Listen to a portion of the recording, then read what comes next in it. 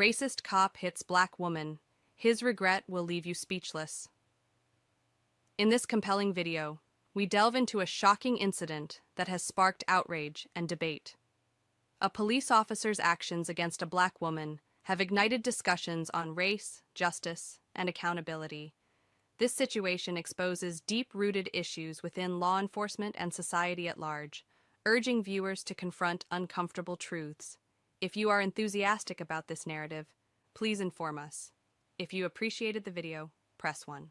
If not, select 0. Your feedback genuinely motivates me to collect additional uplifting and significant narratives. Twinkled on every corner. The locals were preparing for the holiday season, excited about family and friend gatherings. Yet, amidst this vibrant scene, a tense and controversial encounter was about to change a woman's and her son's lives forever. Grace Johnson, a woman in her 30s, was a single mother to 13-year-old Peter. She wasn't particularly well known in the community, but she was deeply loved for her calm demeanor, resilience, and kindness. Grace was always concerned about the well-being of those around her and worked tirelessly for a better life for her son. As a devoted mother, she worked hard to raise Peter, teaching him to be kind and strong. Grace had faced many challenges in her life.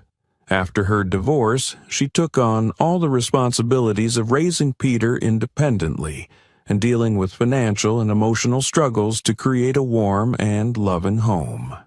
Despite everything, Grace always kept her faith in herself and the values she instilled in her son. She believed that in a society full of difficulties and discrimination, patience and strength would help her overcome all challenges. Before becoming a single mother, Grace was a black belt karate athlete, which helped her build both physical and mental strength. Her years of training shaped her body and taught her patience, discipline, and how to control her emotions in tense situations. She understood that sometimes strength doesn't just come from muscles, but also from a calm and peaceful soul. Though life presented many challenges, Grace always worked hard to maintain a stable life for Peter. She taught him lessons about fairness, courage, and, most importantly, respect for others. During their shopping trips or community events, she would emphasize that everyone deserved to be treated fairly, regardless of race or background. However, life was not always easy.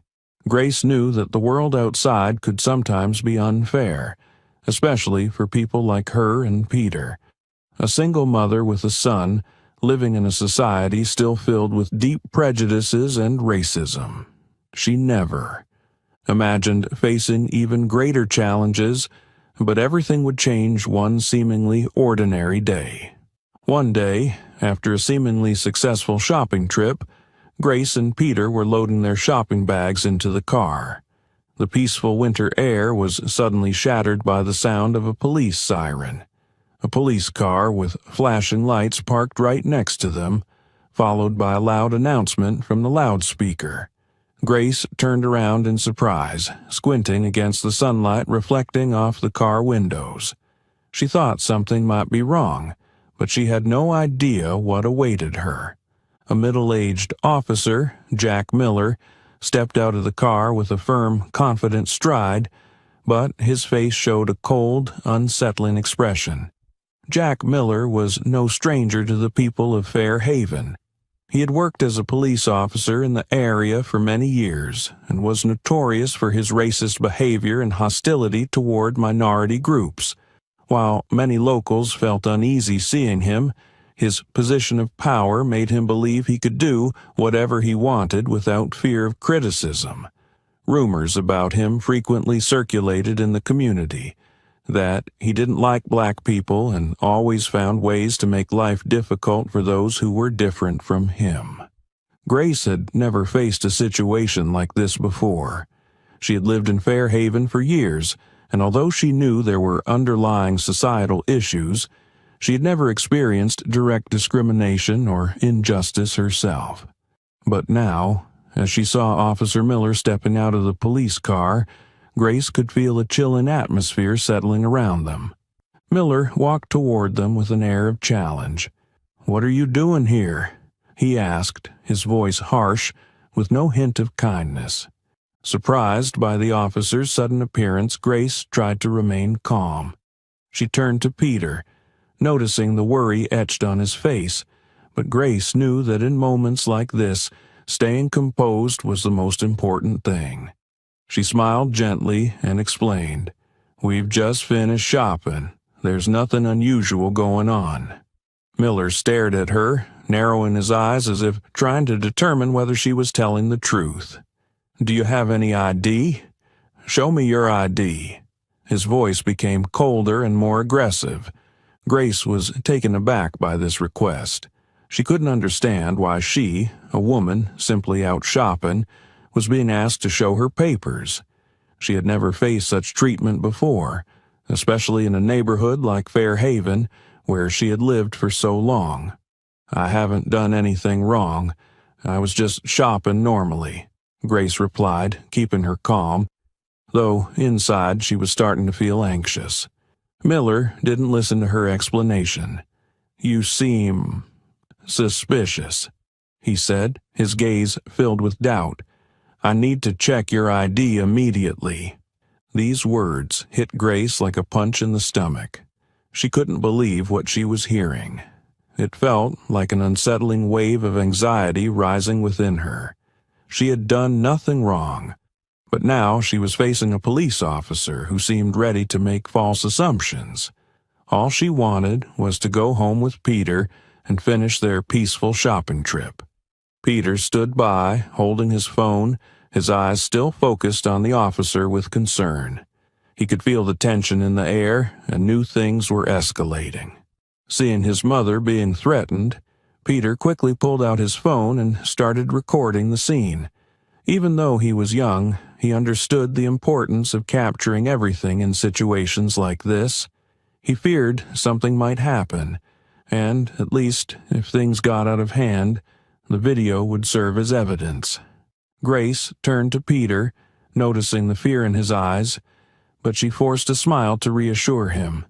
"Keep the phone there. I'm fine," she whispered, though inside she was anything but fine. Miller paid no attention to Peter's intervention.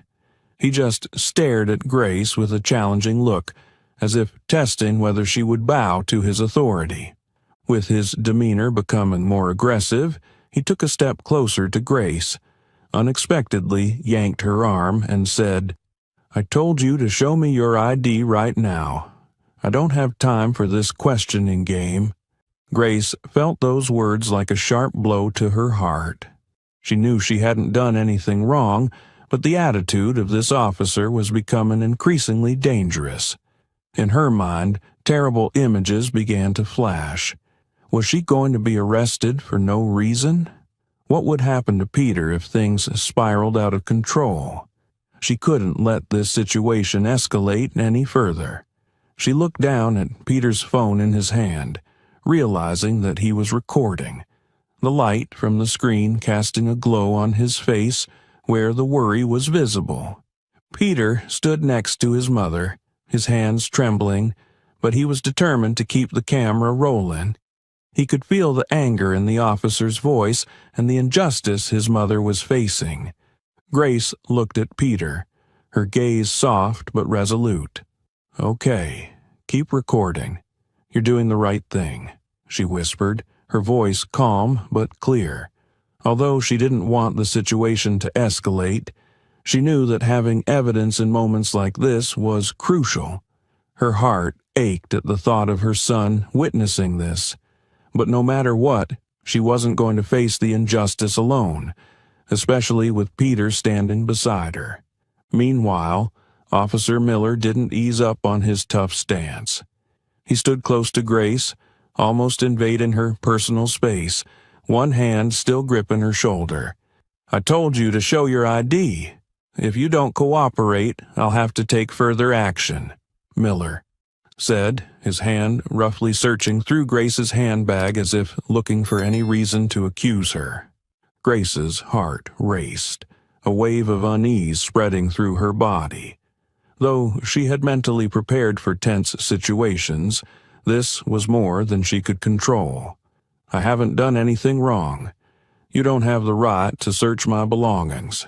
Grace spoke up, trying to keep her voice steady, though the firmness in her words was unmistakable. Miller wouldn't listen. He showed no intention of backing down, and his attitude only hardened. He paused briefly, looking around as if expecting backup from his colleagues. However, the area around them was relatively quiet, with only a few shoppers walking by, but they all stopped and watched the scene unfold. Grace could feel the eyes of the crowd on her, but she couldn't just stand there. She had to do something to protect her and Peter's rights. She knew this confrontation might not end there. If Miller wouldn't back off, she could be facing something much worse. But despite the growing anxiety, Grace couldn't retreat. She had learned to stay calm in difficult situations, and now she had to do it once more. The tension in the air was palpable. People around them started to stop, quietly watching the developments. Some even pulled out their phones to record the incident, and others began murmuring among themselves. This wasn't just a standoff between Grace and the officer. It was becoming a challenge for everyone witnessing it. The eyes of Fairhaven's residents seemed focused on the event, as if they were waiting for someone to step up and do what was right. At this moment, Peter was no longer just an observer. He could feel the tension and didn't want his mother to face the brutality alone. He saw the officer rummaging through her handbag, and his concern deepened. "Mom, are you okay?" Peter asked, his voice trembling but filled with determination. Grace turned to look at Peter, offering him a soft smile, trying to reassure him. "I'm fine, don't worry. I just need a moment to explain," she said, though deep inside, she wasn't sure how the situation would resolve. But she had no choice but to remain calm and hold her ground. Just then, Officer Miller seemed to realize that things weren't going according to plan. The witnesses were beginning to take notice, and the shift in the atmosphere made it impossible for him to continue his aggressive behavior. Instead of backing down, however, he simply challenged Grace. "What do you think you can do? You're not going to win this." And that was when everything was about to reach a climax, where Grace's next move would change everything. As the tension mounted, Grace held her ground, her gaze fixed firmly on Officer Miller as she refused to back down. But at that moment, a new figure emerged from the crowd, causing an unexpected disruption. Tom, a middle-aged resident, stepped forward and looked at Grace with a judgmental expression. He didn't seem to be one for confrontations like this. With a tone of contempt, Tom spoke up. "People like you never know when to keep quiet. Let the police do their job." Tom's words hit Grace's patience like a blow, and they made the situation even more complicated. The people around them began to split into two groups, some looking at Tom with agreement, while others started to feel uncomfortable with his brashness and the officer's actions. The looks of the bystanders grew more complicated. Some, having witnessed Miller's aggressive attitude, turned to support Grace. Others looked at Tom with irritation, feeling like he was endorsing wrong behavior. The sense of injustice in the air became even more apparent. However, amid this intense moment, another woman, Sarah, emerged from the far end of the parking lot. Sarah, a resident known for her openness and enthusiasm, couldn't stand by and watch this unfold. She knew Grace and Peter, though they were just neighbors, and they had exchanged greetings a few times. Sarah couldn't stand the sight of this injustice. She walked over, her gaze determined yet gentle, exuding strength. Sarah gave Tom a look before turning to Grace and offering her a reassuring smile. "Grace, stay calm," Sarah said in a gentle but firm voice. "Don't let them hurt you. I know you're a good person. You have nothing to fear." Sarah's appearance was like a breath of fresh air in this tense situation. She wasn't just a passive observer. She spoke up to defend Grace, making her position clear. "Officer Miller, your attitude is unacceptable," Sarah said loudly so the crowd could hear. "No one has the right to treat a citizen like this, especially when they haven't done anything wrong." Sarah's words caused the atmosphere to settle slightly. Some of the onlookers began to look at Sarah with approval. A few nodded in agreement, while others turned away, feeling embarrassed as they realized the unfairness in the officer's behavior. Tom, who had just defended Miller, seemed a bit confused by Sarah's clear support. He didn't want to make things more complicated, but he couldn't stop reacting. "You don't understand," Tom responded, his eyes narrowed at Sarah. "The police are doing their job. You all should just stand here and mind your business." "Tom," Sarah shot back, her voice steady, full of resolve. "Is this how we want the next generation to see the police? Through actions like this? We have to be role models for our kids, not spewing hatred and discrimination." The change in Sarah's attitude began to draw the attention of others around them. A few more people started to speak up in support of Grace, and the situation began to shift. Small conversations started spreading through the crowd, with people nearby criticizing Miller's behavior. Grace could feel the support from Sarah, and inside she felt somewhat reassured. She was no longer alone in this situation. The people around her were no longer just passers-by. They were starting to stand by her. The neighbors, those who had witnessed the scene, seemed to have woken up to the injustice unfolding before them. Peter stood by his mother, sensing the shift in the atmosphere. He kept filming, but now he felt that the worry in his chest had eased somewhat. It wasn't just a standoff between his mother and the officer anymore. It was a sense that the people around them, especially Sarah, were standing up for what was right. The situation was still tense, but Sarah's appearance had created a crucial turning point in the context. She wasn't just an ally to Grace, but also a leader in challenging discrimination and injustice. This support wasn't just comforting, it was a powerful act, forcing the others in the crowd to reconsider what they were witnessing. At this point, Officer Miller began to feel the pressure. He hadn't expected such strong community support. All eyes were on him, and the doubt in the minds of the witnesses was becoming more obvious. But Miller, with his hot-headedness and arrogance, still didn't realize that his power was slowly slipping away. The tension in the air was steadily escalating. Although Sarah and others in the crowd had voiced their opposition to the officer's behavior, Miller seemed determined not to back down. Sarah's presence, along with the support from those around her, failed to sway him. On the contrary, it only seemed to make him angrier and more defensive. Officer Miller, with a tense expression, could not tolerate being challenged right in front of him. As those around them began speaking out, Miller turned to glare at them with hostility. But then he turned back without a word and immediately took action.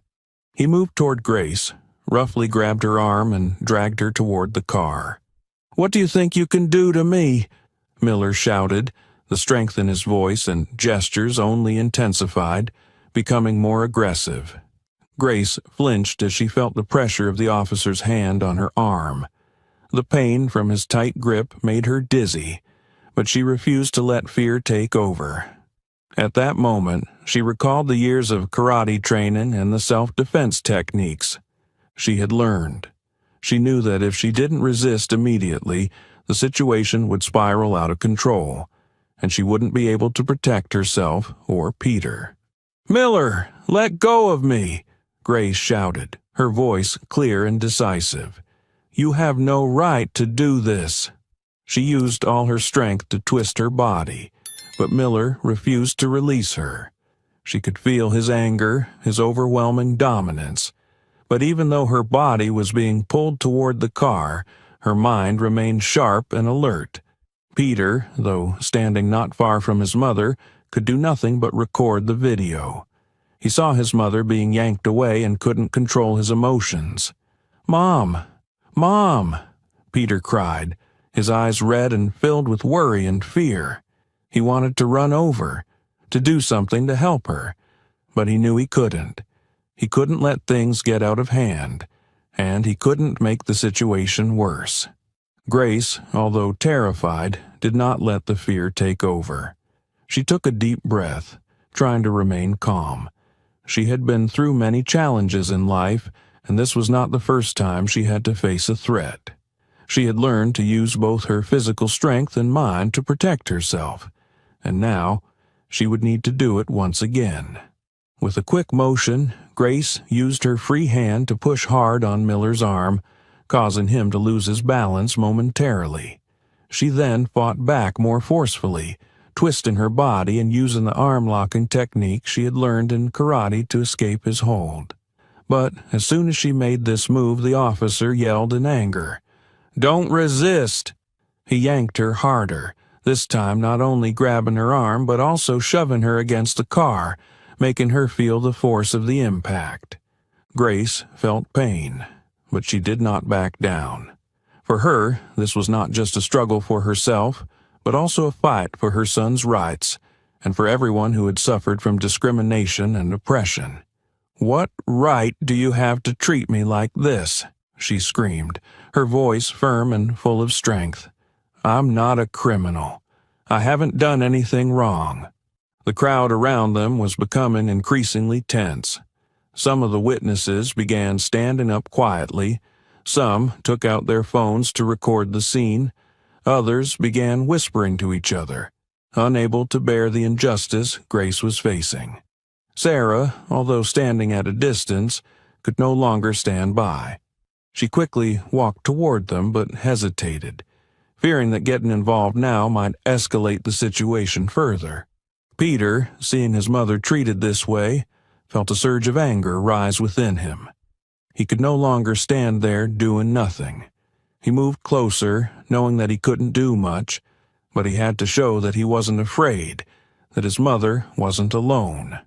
"Mom, you're okay," he shouted, trying to maintain his composure despite his intense fear.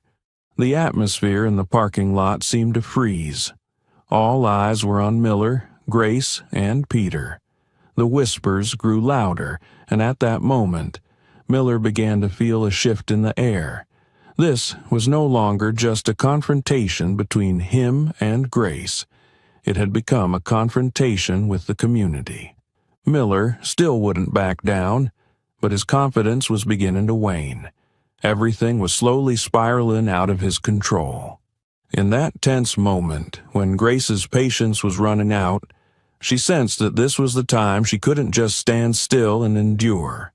Miller's resistance made her realize that the only way she could protect herself and her son was to act swiftly and decisively. With a natural reflex, Grace seized the opportunity when she felt Miller grab her hand again. She remembered the long hours of karate training she had gone through. Despite a long time without practice, the training had become ingrained in her subconscious and body, allowing her to react quickly and effectively. With a swift and precise move, Grace turned her body, bending her hand slightly to the side while simultaneously using her foot to gently push into Miller's hip. The force of the push caught Miller off guard, and in that brief moment, he lost his balance. Grace immediately seized the chance, breaking free from his stiff grip and using her elbow and knee to create some distance. Miller, unable to believe what had just happened, staggered a few steps back, his eyes wide with confusion. Grace did not miss the opportunity. She stood firm, her gaze resolute and unafraid. "I haven't done anything wrong," she said loudly, staring straight at Miller, unwavering. The crowd began to murmur, many still standing by watching, but the atmosphere in the area had shifted. Some of them began turning to each other, whispering. This was no longer just a matter between a woman and a police officer. It had become a symbol of resistance against the abuse of power. Peter, standing next to his mother, felt an electric current surge through him. He had never seen his mother so strong. What was happening made him proud, but also filled with worry. He continued recording everything on his phone, knowing this was the only evidence to protect his mother and prove that what Miller was doing was wrong. He couldn't let his mother suffer this cruelty without clear validation. "Mom, are you okay?" Peter asked, his voice full of concern, but his eyes remained fixed on the scene in front of him. He knew that even though he was afraid, he had to stay calm. He had to prove that they were right in this fight. The presence of the phone in Peter's hand was crucial, not only for recording evidence but also for increasing the pressure on the officer. Miller now had to face not only a resilient mother but also the scrutiny from the community around him, and the evidence Peter was gathering. The tension in the crowd was rising, as the witnesses began to realize that Grace wasn't just protecting herself. She was standing up for something bigger: justice and fairness. The sense of losing control was evident on Miller's face as he realized he could not overpower Grace as he had hoped. Although Miller hadn't fully grasped how the situation was changing, with every passing moment, he felt the pressure from the crowd and the actions of Grace. Grace's strong and unexpected resistance made it impossible for everyone present not to take notice. Many in the crowd began speaking up, some expressing dissatisfaction with the officer's actions, while others continued to watch in silence, but their gazes had shifted. They couldn't ignore the fact that Grace's actions were not just a simple defense move, but a confrontation with the injustice unfolding right before their eyes. As some people in the crowd started speaking out in support of Grace and criticizing Miller's behavior, the atmosphere suddenly changed. The sense of community support began to spread, and this support seemed to give Grace even more strength. She felt the mental power of those around her, fueling her resolve. Miller, still shaken by Grace's sudden resistance, felt the frustration and anger rise within him. He stood upright, one hand on his head, the other relaxed by his side. The officer no longer had the same confidence as before, his eyes full of anxiety, realizing that Grace and the community would not be easily subdued.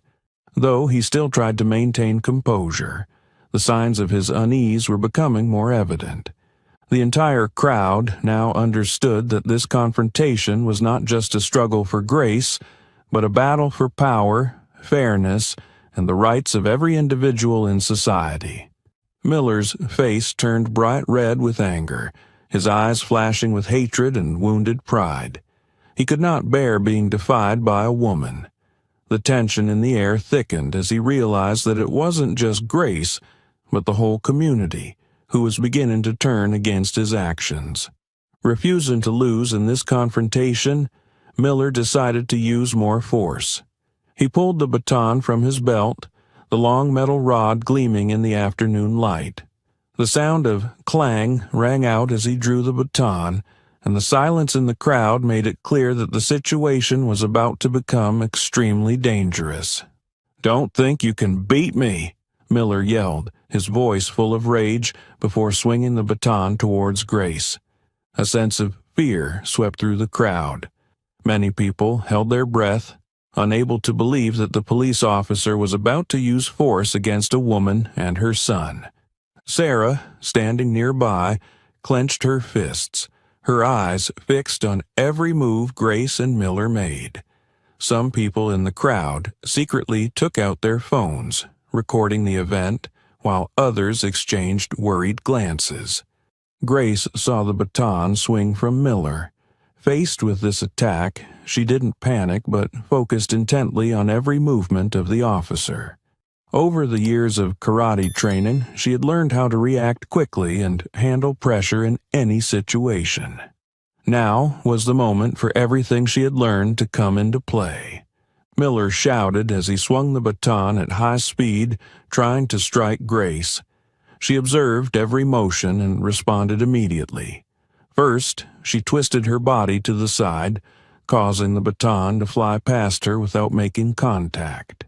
Then she quickly stepped back, using her hands to block the next swing, making the baton miss and causing Miller to lose his balance. Each time Miller attempted to strike with the baton, Grace displayed excellent movements to dodge or block. She remained calm while facing danger, her sharp eyes tracking every move of her opponent. In truth, no one could have guessed that an ordinary woman like Grace could handle the situation with such calmness and decisiveness. One strong swing from Miller caused him to lose control of the baton's force, and Grace immediately swept her leg across, causing him to stagger. The crowd began to stir, those who had been standing still now inching closer, their gazes shifting from fear to admiration. They realized that Grace was not someone easily defeated. Miller, after several unsuccessful baton swings, became even angrier. Sweat began to form on his body, and his arrogance and confidence were completely gone. He was no longer a strong officer with power in his hands, but just a man struggling to overpower a woman he could not defeat. "Don't mess with me," Miller roared, this time not only swinging the baton, but also trying to shove Grace into the car to gain an advantage.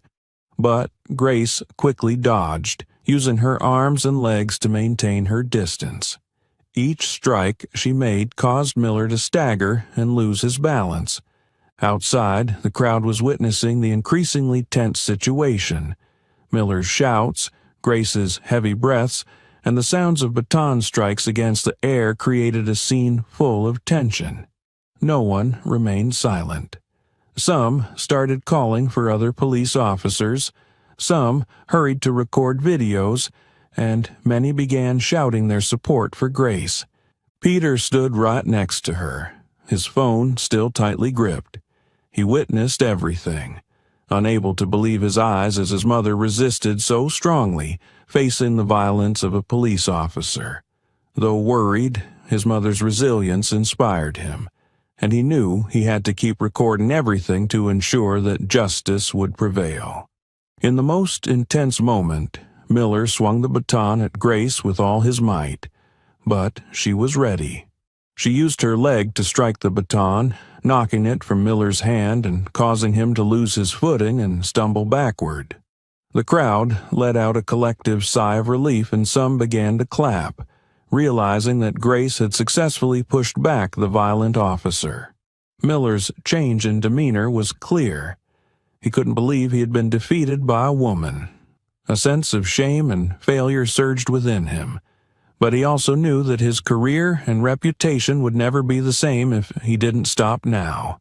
Miller staggered backward after the strong counterattack from Grace, his eyes flashing with both anger and confusion. The crowd, which had been silently observing, now began reacting more visibly. A few people, no longer able to stand idly by, began speaking up in support of Grace. "That's right. Stand up for yourself," a young man yelled from behind the crowd, raising his phone to record the whole situation. Others followed suit, the sound of camera shutters and the flashes of phone cameras lighting up the area. An elderly woman, standing near her car, shook her head in disbelief. "How shameful! A police officer acting like this?" she shouted, drawing the attention of those around her. Support for Grace in the crowd started to increase. A few people began clapping, while others shouted in protest at Miller's actions. The shift in the crowd's attitude not only encouraged Grace, but also put pressure on Miller. He was no longer just facing Grace. Now, he was up against a community that was gradually siding with her. Sarah, standing at the front of the crowd, remained steadfast and continued to cheer Grace on. She looked at Grace with encouraging eyes. "Grace, you're doing great. Don't let him push you around," she called out loud enough for Grace to hear. Sarah, although not directly involved in the confrontation, was providing strong moral support. Tom, who had previously defended Miller, was now starting to feel uneasy. He stood still, watching the unfolding events with an uncertain expression. At first, Tom believed Miller was just doing his job, but after seeing his actions, especially the use of the baton to attack Grace, Tom realized that things were not as he had thought. Tom slowly moved closer to Sarah, his gaze filled with doubt. I think I was wrong," he admitted, his voice lowering. "I didn't think it would go this far. The police shouldn't be doing this." Sarah turned around, her eyes softening as she saw the change in Tom's attitude. "Recognizing the mistake is a good thing, Tom, but what matters now is what we do to fix it," she said calmly but firmly. "We can't stand by and let this continue." Tom nodded, as if Sarah's words had awakened something in him. He pulled out his phone and began recording, just like many others in the crowd. This small action marked an important shift in his perception. Meanwhile, Grace stood firm, her breath heavy but her gaze still determined. She could feel the support from those around her, and it gave her strength. She looked at Peter, who was still recording with unwavering focus. "I'm fine, Peter. Keep filming," she said, her voice still strong even as her body began to tire. The crowd continued to cheer for Grace, and this support was not just encouragement, but a reaffirmation that she was not alone in this fight. The cheers, the words of encouragement, and even the change in attitude from people like Tom painted a clear picture. This was not just a confrontation between Grace and Miller, but a battle between injustice and justice, between abuse of power and courage. Miller, realizing that the situation was shifting, began to feel the pressure weighing on him. The arrogance in his eyes faded, replaced by concern as he realized he no longer had control of the situation. But instead of stopping, he continued to try to reclaim his power, unaware that he was only digging himself further into a corner. The tension between Grace and Officer Miller showed no signs of easing, and the situation was spiraling further out of control. The crowd around them grew denser. Murmurs of conversation buzzed through the air, and the glowing screens of phones continued to capture the scene. Just as Miller realized he could not escalate his actions further without facing severe backlash, additional police vehicles began to arrive in the distance. The shrill sirens of the approaching patrol cars cut through the tense atmosphere as they screeched to a halt. The newly arrived officers stepped out to witness the scene before them. Miller, who was supposedly on duty, sat slumped on the ground, his face bruised and filled with humiliation. Meanwhile, Grace, a petite but fearless woman, stood tall in the middle of the parking lot, her sharp gaze unflinching, showing no signs of fear or regret. The officers, unaware of the full context, exchanged puzzled glances. One among them, dressed in the sergeant's uniform, stepped forward and gestured for the others to hold back. Sergeant Davis, his expression a mixture of authority and concern, surveyed the scene. His eyes settled on Miller before shifting to Grace, who remained composed and unwavering. "Ma'am," Davis began, his voice calm but firm, "can you explain to me what happened here?" Grace shot another glance at Miller before replying with measured clarity. "We were shopping and returning to our car when Officer Miller demanded my identification, without any justifiable reason. When I refused, he used force and tried to arrest me. I had no choice but to defend myself," she stated, her voice steady and unhesitating. At that moment, Peter, who had been recording everything on his phone, stepped closer to Davis and handed him the device. "This video shows everything," the boy said, his voice trembling slightly but laced with determination. Davis began watching the video. It documented the entire sequence of events, from Miller approaching Grace and demanding her ID, to the escalating confrontation, and, finally, to Grace's self-defense. Every movement Grace made was deliberate and controlled, while Miller's actions became increasingly erratic and aggressive. As Davis watched, his expression shifted from doubt to understanding and, ultimately, to disappointment in his colleague. When the video ended, Davis looked back at Grace, and his demeanor changed. "You've done nothing wrong. This is clear," he said, his voice steady but laced with respect. "Officer Miller will be investigated for his actions." Miller, still sitting on the ground, avoided meeting Davis's gaze. He looked down, his body slumped, his posture exuding exhaustion and shame. His failure was not just in his confrontation with Grace, but also in losing the trust of his community and colleagues. The other officers, having heard Davis's words, began to grasp the gravity of the situation. They exchanged looks before stepping forward to assist Grace and Peter. One of them approached Grace and asked softly, "Is there anything we can do to help you?" Grace gave a faint smile, her composure unwavering. "Thank you. I just want this matter to be resolved fairly." After carefully reviewing the video and hearing testimony from the witnesses, Davis decided to take immediate action. As a police officer, he knew that the abuse of power and improper conduct could not be tolerated. Davis took another long look at the phone screen, his expression stern. He turned back to Miller, who remained on the ground, his face blank with despair. "Officer Miller," Davis said, his voice calm but resolute, "your actions today are unacceptable. After reviewing the video and hearing the accounts of witnesses, I am initiating an internal investigation into this incident." Miller, still sitting in a daze, was beyond offering any defense or excuses. He kept his head low, avoiding the eyes of Davis and everyone else present. His professional pride was shattered before the public's eyes, and now he lacked the energy to fight back or mask his fear. "Being a police officer doesn't give you the right to act this way," Davis continued, his gaze sweeping across the other officers, who stood at a slight distance, observing the situation.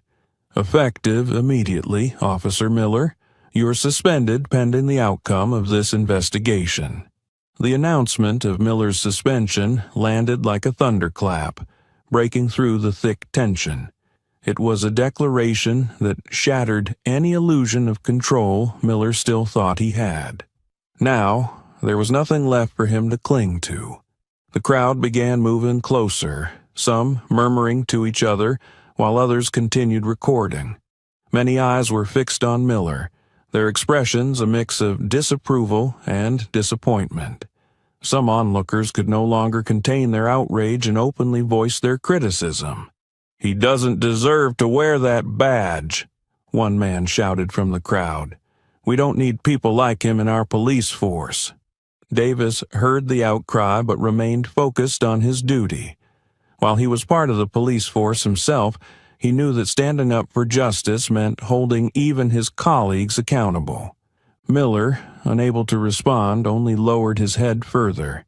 He felt crushed under the weight of the public scrutiny, the judgment of his peers, and the silent strength of Grace, the woman whose dignity he had tried to trample. After delivering his verdict, Davis turned back to Grace, his tone softer but no less firm. "Thank you for your patience. We will do everything necessary to ensure that justice is served," he said, his voice carrying a note of respect. Grace gave him a faint but resolute smile. It was not a smile of joy, but one of peace, knowing that the truth had prevailed. She nodded, her gaze steady. "I just want what's right to be done," she replied. Peter, standing beside his mother, looked up at Davis with gratitude. The boy didn't just see a courageous mother. He saw the possibility of societal change, where justice and truth could prevail. Davis gave Miller one last glance before signaling for the other officers to escort him away. Miller was led out of the area, silent and defeated. Meanwhile, Grace and Peter stood firm, showing no signs of fear, only a quiet relief that their fight for truth had not been in vain. As the police continued documenting the incident, the crowd began to disperse, but no one would forget what had happened. This was not merely an event of a mother standing up to abuse and discrimination. It was a powerful reminder of the strength of resilience, the unity of a community, and the enduring belief in justice. The story of Grace Johnson, since the tense event occurred, has become a powerful symbol of courage and justice.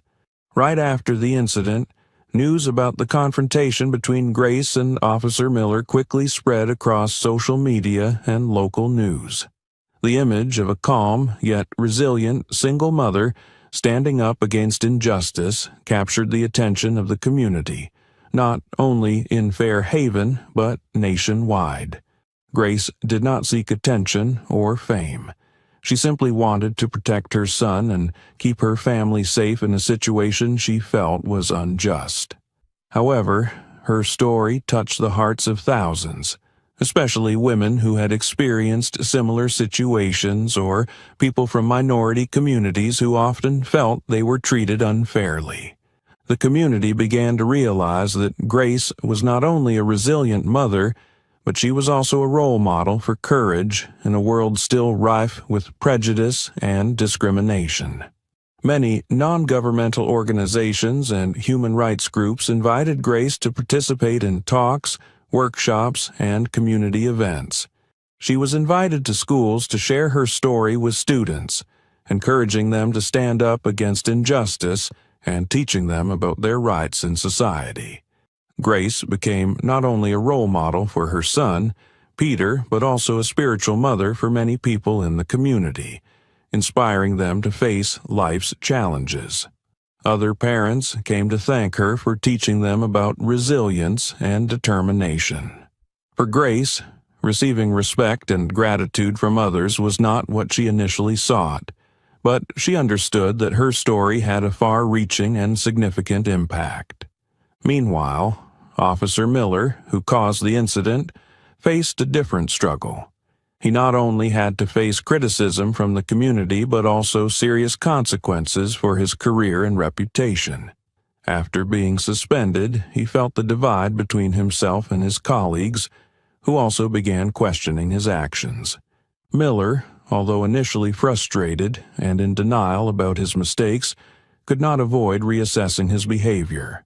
In a meeting with superiors, after a thorough review of his violations, Miller realized that he had done something wrong and could no longer ignore the issues of racism within the police force. An important part of Miller's self-reflection was participating in ethics and anti-racism training.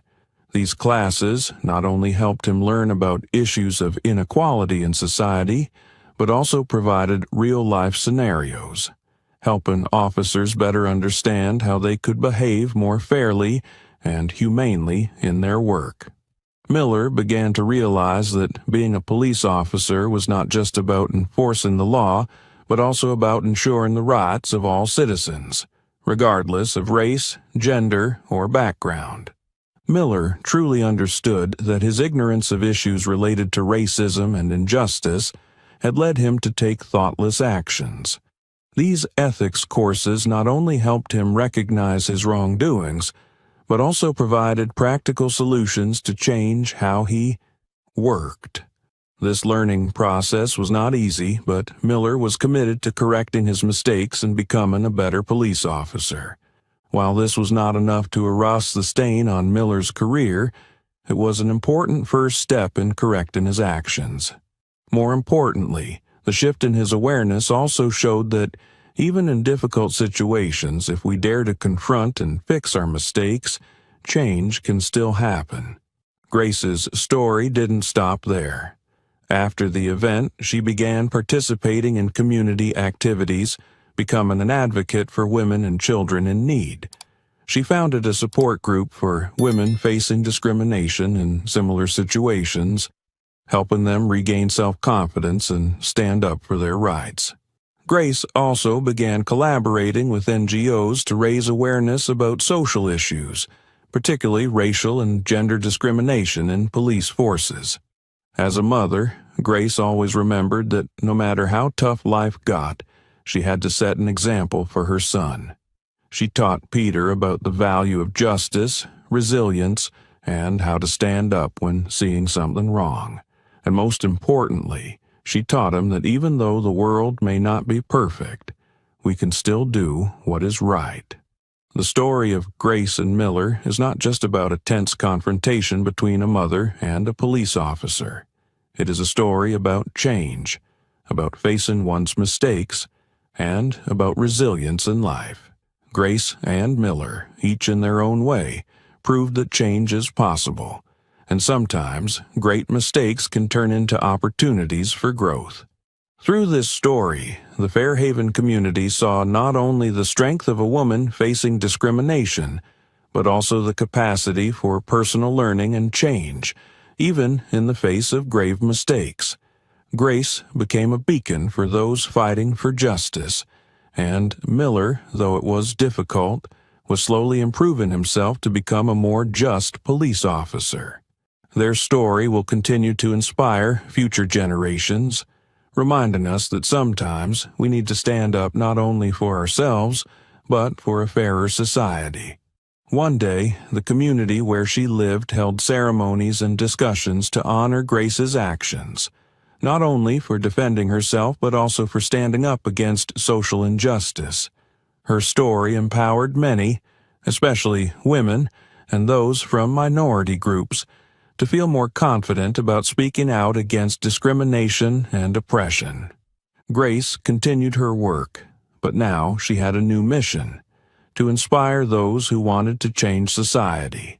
She not only taught Peter about strength, perseverance, and courage, but also about the importance of fairness and tolerance. Peter, although he had witnessed a horrible situation with his mother, learned an important lesson from Grace's resilience about how to face adversity and always defend what is right, even if it means risking his safety. Each day, Grace's neighbors, friends, and colleagues admired her more. Grace's story was incorporated into school curriculums as an example of women's strength in modern society. She became a role model not only for her son, but for the young people in the community, encouraging them to act when they see injustice and to fight for their rights and the rights of others. Grace's story also contributed to change in the Fairhaven community. Groups that had previously been passive or silent about racial discrimination began seeking ways to make a difference. Human rights organizations and anti-racism groups began organizing discussions, workshops, and community events to raise awareness about these issues. Thanks to Grace, the Fairhaven community began to face and openly discuss social problems that they had previously avoided. Miller, after being suspended and undergoing ethics training, had to face the consequences of his actions. However, his story didn't end there. Instead of closing himself off in shame and regret, Miller decided to confront his past and find ways to atone for his mistakes. He began attending courses on racism and ethical discussions about police work. He realized that racism was not only harmful to victims but also a stain on his career, and to be a better officer, he had to work on changing his perception. Miller, although starting his journey of correcting his mistakes with many challenges, did not give up. He participated in citizen rights workshops and collaborated with human rights organizations, striving to improve relations between the police and the community. He became a speaker about personal change, encouraging colleagues to learn and change their approach to work. Although the process of change was not easy, the small steps Miller took proved that anyone can learn, correct their mistakes, and become a better version of themselves. Throughout this process, even those who had been opponents of Grace, such as Tom, who initially sided with the police, changed. Initially, Tom viewed the situation from a neutral perspective, But after witnessing Miller's actions and hearing perspectives from Sarah and others in the community, he began to reconsider his view of social issues. Tom began to participate in discussions on racism and awareness of everyone's rights, gradually changing his attitude and perspective.